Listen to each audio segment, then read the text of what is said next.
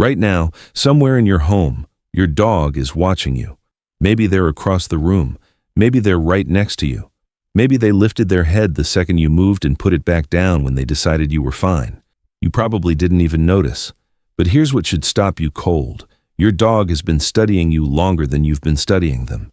And in all that time, they've built something in their mind, a mental picture of exactly who you are, what you do, how you move, what your silences mean, what your moods smell like. And the picture they built? It isn't human. It isn't owner either.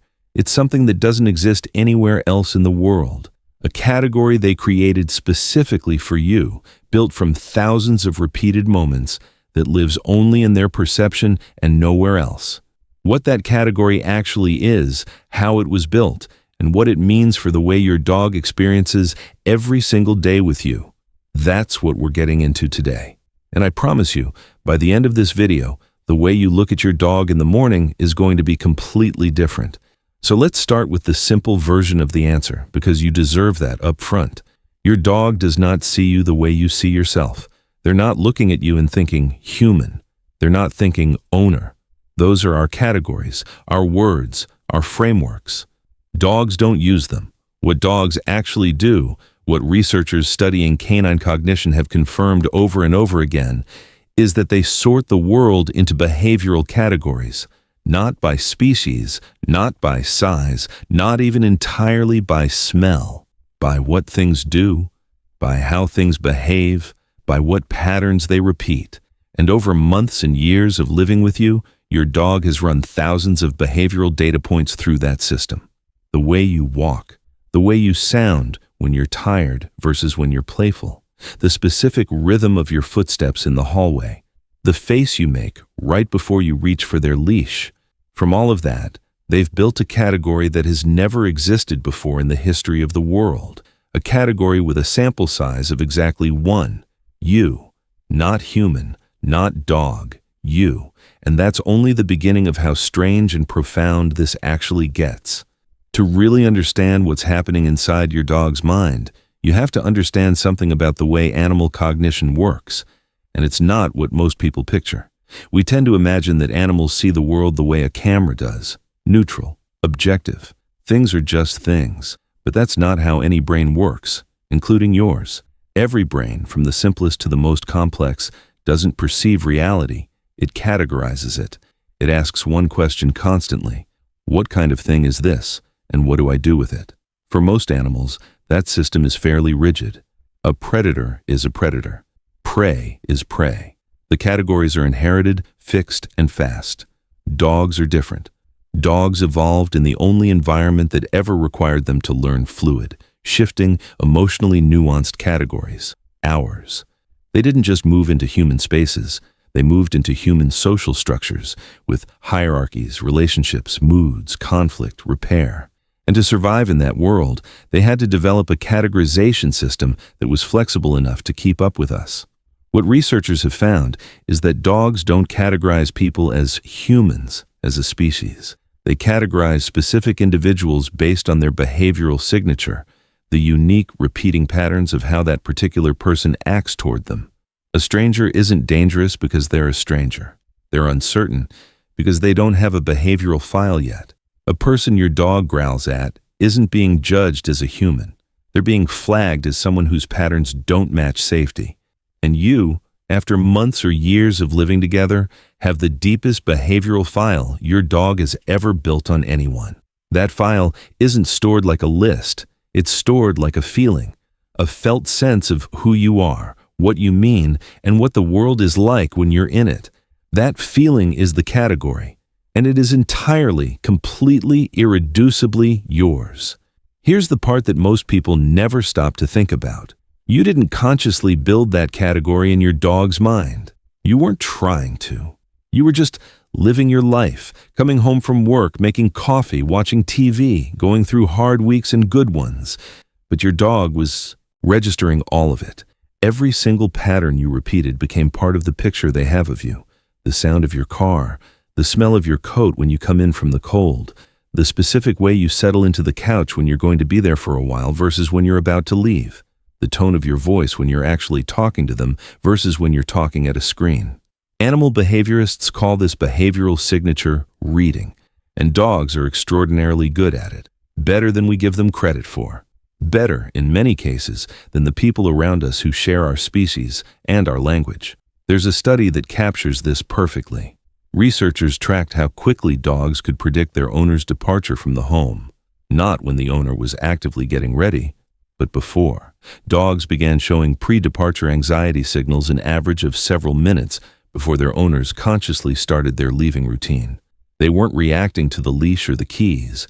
They were reacting to subtle shifts in body language, breathing patterns, and movement that the owner wasn't even aware they were making. Your dog knows you're leaving before you do. That's not a trick. That's not instinct in the simple sense. That's the result of a living, constantly updated behavioral model of you, running in your dog's mind at all times. And the implications of that go somewhere most people don't expect. Because if your dog has built a model of you, a mental representation of your patterns, then when you change, they notice. When you're going through something hard and your rhythms shift, your scent shifts, your voice shifts, your dog doesn't miss that. They feel it before you've told a single person, which is why your dog sometimes just appears, sits next to you, doesn't ask for anything, just stays close. They're not guessing. They're responding to a reading of you that's more complete than almost anyone else in your life has access to. Now, let's talk about what this means from the dog's perspective, because this is where it gets genuinely moving. When an animal builds a stable category for something, when a thing in their world becomes known, predictable, and safe, a very specific thing happens in their nervous system. Their baseline arousal drops. Their threat assessment circuits quiet down. They can rest, explore, play, exist. The opposite of that state isn't just stress. In dogs, an unstable or missing category for a central relationship is experienced as a kind of low-grade alarm that never fully switches off. Think about that for a second. Your dog's nervous system uses you as a reference point, not just emotionally, physiologically. When you're present and behaving in ways that match the model they have of you, their body relaxes, their heart rate settles, their cortisol drops. Research done on dogs in shelters, who often have no stable human category to reference, shows chronically elevated stress hormones even in the absence of any active threat. Nothing is happening. There's food, there's shelter, there's safety. But there's no person who matches a file, no pattern they can recognize, and that absence, that categorical emptiness, registers in the body as danger. You, to your dog, are the opposite of that. You are the proof that the world is structured, that things make sense, that tomorrow will probably look like today. And here is the part that should really land. Your dog doesn't love you despite not understanding you. They love you because they understand you better than anyone else understands them. You are the most legible thing in their world, the most predictable, the most known. That's the category they built, not human, not owner, home. If you've ever had the feeling that your dog just gets you in a way that's hard to explain, you weren't imagining it. You were picking up on something real. And if this is making you see those quiet moments with your dog differently, hitting like takes about half a second, and it helps this kind of content reach people who need it. We've been talking about what it looks like when everything works, when you're consistent, when the model is stable, when your dog has a clear and reliable category for you. But what happens when that changes? Because it does change. People go through things, grief, illness, depression, major life transitions. The patterns shift, the rhythms break, and your dog, who has spent years building and refining a behavioral model of exactly who you are, feels that disruption before you've processed it yourself. This is one of the most documented and least talked about aspects of human-dog relationships. Owners going through severe depression often report that their dogs changed behavior weeks before they sought help, becoming more clingy, more watchful, sleeping closer, staying in the same room instead of wandering, bringing toys and then not playing, just offering. As if they sensed the file wasn't matching anymore and were trying to generate new data points. That's not magic. That's a sophisticated social animal running an active mismatch alert.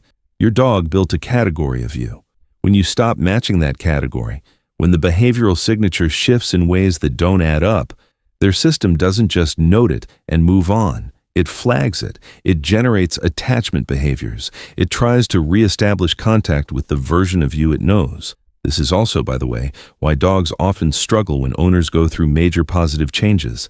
A new relationship, a new baby, a new job with different hours. From the outside, nothing is wrong. From inside your dog's nervous system, the file isn't matching and the category feels unstable. The behavior that follows, the clinginess, the regression, the attention-seeking, isn't manipulation. It's your dog trying to find you again, trying to re-anchor to the pattern that tells them everything is okay, which means the response that actually works isn't discipline, it's reassurance. It's giving them enough consistent contact to rebuild the model, to say, in the only language that registers, I'm still here. I still make sense. You can still use me as your reference point. Let's sit with something for a moment because I think it deserves more than a passing mention. Your dog has built a category for you that exists nowhere else. You are the only member of it.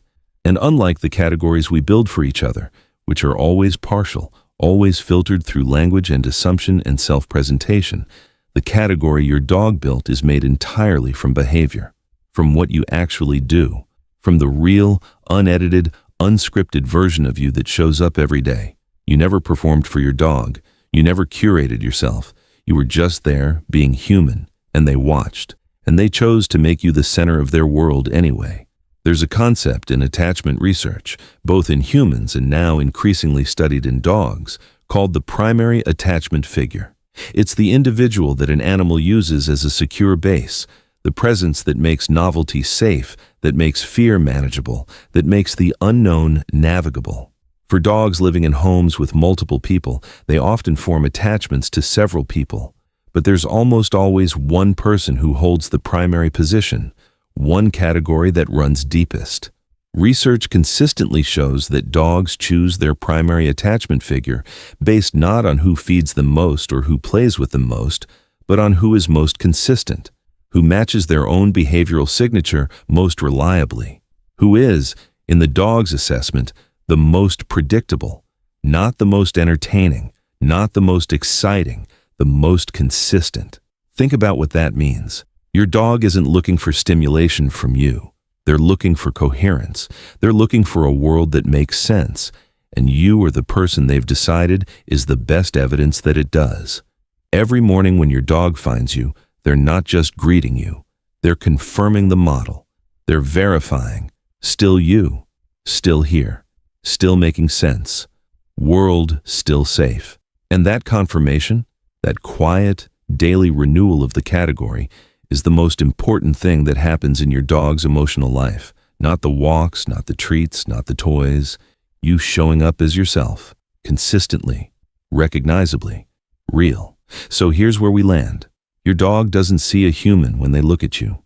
They see the thing they've spent years building. A category made of your footsteps, your moods, your rhythms, your silences. A picture of you so detailed and so specific that no other creature on earth shares it. You are not their owner. You are not their caretaker. You are not even, in the way we usually mean it, their friend. You are a category of one. A mental home they built from scratch, using nothing but the raw material of who you actually are. And the next time your dog looks up at you from across the room, not because anything happened, not because they want something, just to check, remember what that look is doing. It's running the model. It's confirming the file. It's the neural equivalent of exhaling. They're not checking on you. They're checking that you're still you.